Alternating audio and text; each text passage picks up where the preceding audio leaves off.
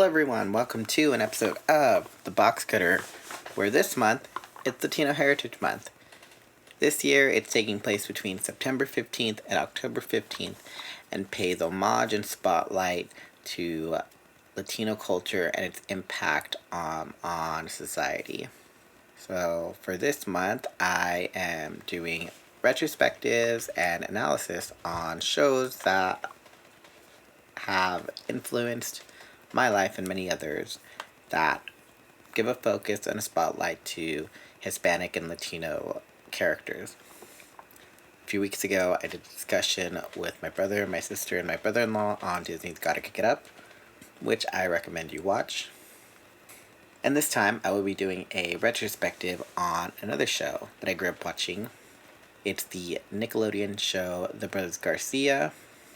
And for those of you who need a refresh or unaware of the show, The Brothers Garcia is a show that ran from 2001 to 2004, had 4 seasons, was a multiple award winner, and had a TV movie. So, when I first started this podcast, I wanted to give a spotlight to a show that I grew up watching that was so important to me and that no one ever talked about, and that was Out of the Box. However, this show always was in the back of my head and I wanted to talk about it. The only problem being, even if I did talk about it, I knew that no one else would be able to see it unless you go like deep diving on YouTube or Vimeo or whatever. It's kind of really difficult to find, and it's head scratching because it shouldn't be.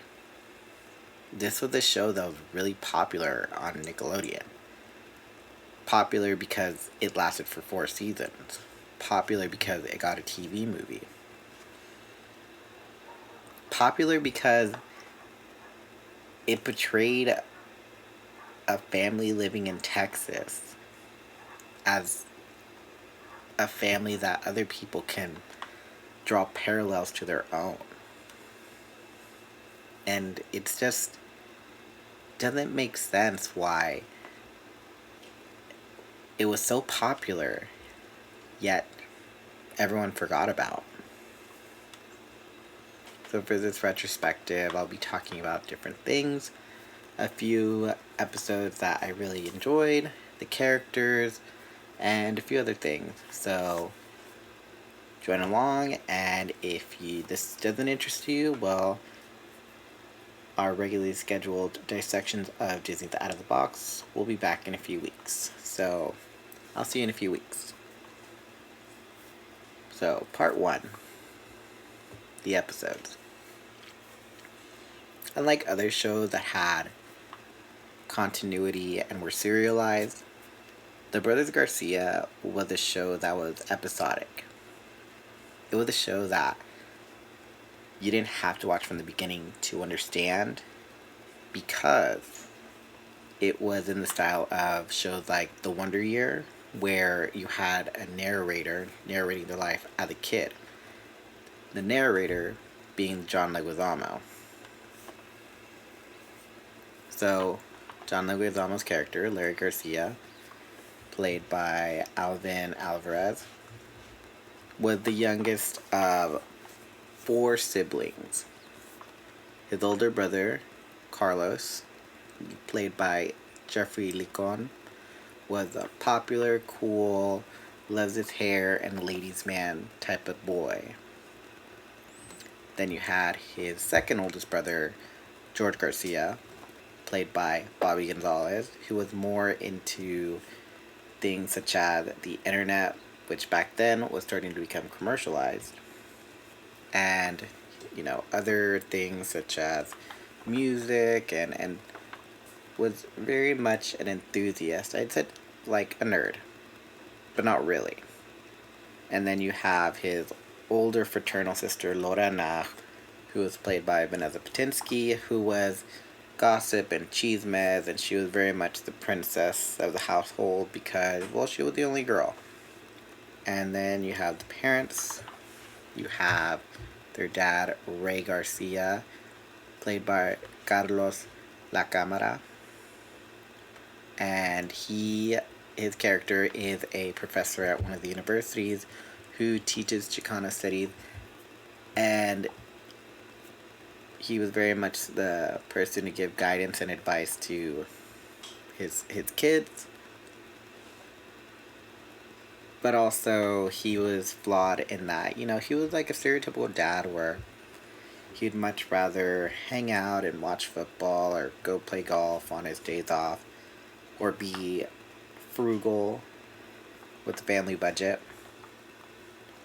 And then you have their mom, Sonia Garcia, played by Ada Maris, who was not only, a stay-at-home mom, but she had her own beauty salon running out of her own house. Which, fun fact, the creator of the show, Jeff Valdez, in real life, one of his older sisters ran like a little beauty shop out of their house. So he drew inspirations from his own life into the show. But going back to the character, she, mom, but also had their own business. But along with that, she's also flawed. She's loving and all that, but also she's very sensitive about things such as her age or, her husband having old feelings for old girlfriends and whatnot, or things that her kids will even say to her. And then you have Larry himself, played by Alvin Alvarez, who was very much similar to George in regards to he was also a nerd, but more in the sense of he likes space. But what's interesting is that even though he and Lorena were twins, fraternal twins, it just didn't come off that way. It felt like he was always the youngest, even in the later seasons. So, beyond that, that's pretty much it. A lot of the episodes are episodic. There isn't really much that you need to be caught up in because everything that you don't know, the narrator filled you in on. And other than that, they get into simple misadventures such as going camping with the neighborhood bully, or spending time with their cousin down in some other city, or getting to know older senior citizens and their history and whatnot. What I really liked is that this show didn't stray away from things such as, religion or culture. There were episodes that were centered around those things. There was episodes centered around the importance of learning another language, and I really related to that because growing up, first off, fun little story. When I was growing up, my parents thought I was mute because I would never really speak. And it wasn't until maybe there was a blackout that I said my first words in Spanish, which was "Ama, aquí estoy," which means "Mom, I'm right here." So, fun fact about me, I'm originally a Spanish speaker. But it wasn't until I was in preschool or so that I started to be drilled into me that English is the thing. You have to be focused on speaking English. But even before then, I had my older brother and my older sister, and they were a little bit older than I was, and they spoke English, and I would, looking up to them, want to be just like them. So, before I know it, when I'm like a teenager, I'm just disregarding the importance of my culture of learning Spanish. And I remember in the show, their dad, Ray Garcia, he says, "Son, learning another language is like having another soul." And because I neglected speaking Spanish for so long, it was like I was resenting a part of me. And I was resenting a part of me because growing up, there were people who were just so mean and nasty, and back then, to call someone gay was to say, "Oh, you're stupid, you're weird," in a very ugly package wrapped in a bow. But over time, because of other people's ignorance, that got miscommunicated as, "Oh, he's actually gay." And so I resented my culture because I wanted to disassociate myself from people who happen to have the same background as I did. I didn't want to be seen as Mexican because other people I know that are mean and nasty and horrible are Mexican. So why would I want anything to do with them? And looking back, it was just, it didn't make sense. But long story short, I just resented that. And it made me, you know, lost, and it made me feel like, maybe I'm less than my brother or my sister because they know Spanish. My mom and my dad would praise them or my mom and dad would just berate me for not knowing enough Spanish or barely understanding it. And it wasn't until I was in college that I gave it another chance, and there was just like this invigoration, this enthusiasm for wanting to know it and understanding it because this is what I learned first. But I digress.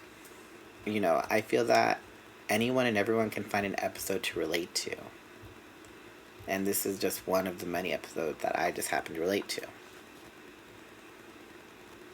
Along with this, there are plenty of other themes involved with, with religion. And most of the time on TV, when you see a family going to church, you see them going to like the default Protestant church.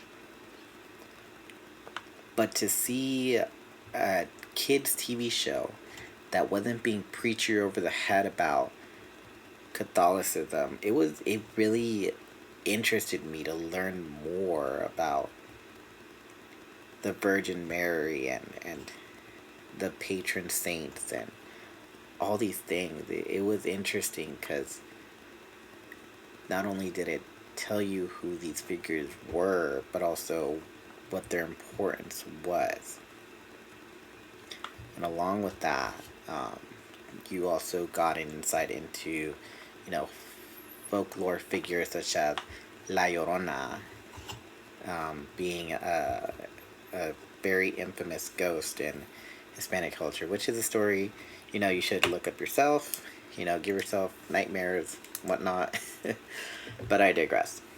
But ultimately, it didn't shy away from introducing its audience to Hispanic, cultural and historical figures, such as, Cesar Chavez and Pablo Neruda.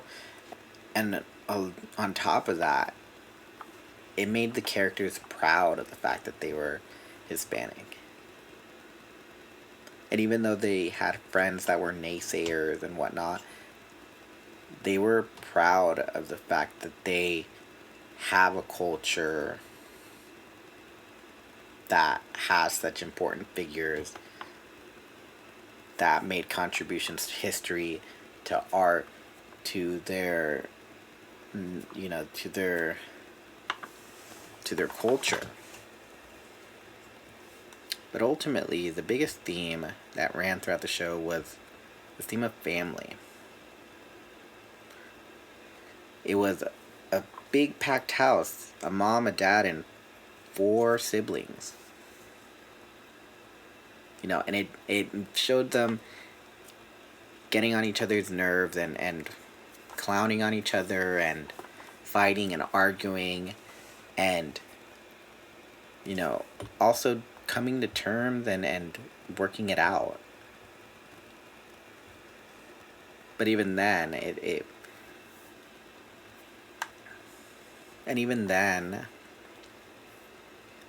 seeing that, it was like I wanted something like that. And even though I didn't have something like that growing up, just seeing a Hispanic family on TV sit around a table, have dinner, it made me feel like, anything was possible, as silly as that sounds. People dream of being famous, people dream of being rich. But for me, one of my biggest dreams was to have dinner, have a good time with my family. And I didn't learn to do that until I was finally an adult. That I finally got my dream come true. To be able to sit around a table with my mom and my brother and my sister and my nephew and my niece, and my brother-in-law and everybody else, and just talk about what's going on in our lives and be proud of each other and laugh and tell stories and just enjoy each other's company.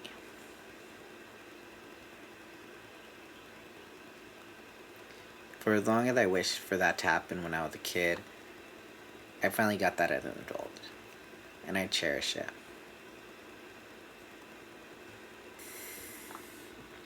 And traditionally, at the end of every episode, you see the family gathered around and just enjoying each other's company or having a dinner and, hearing about,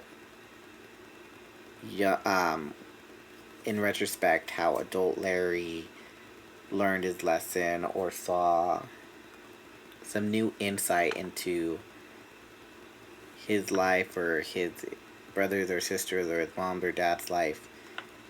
And at the end of it all, he would say, todo para la familia, which means everything for the family.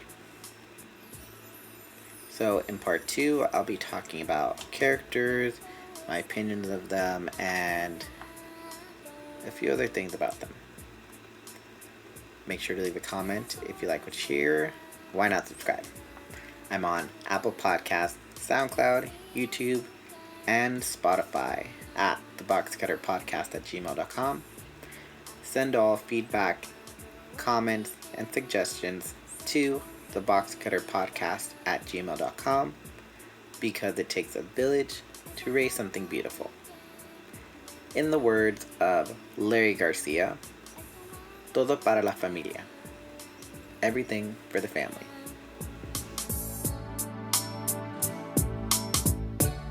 Si pudiera hoy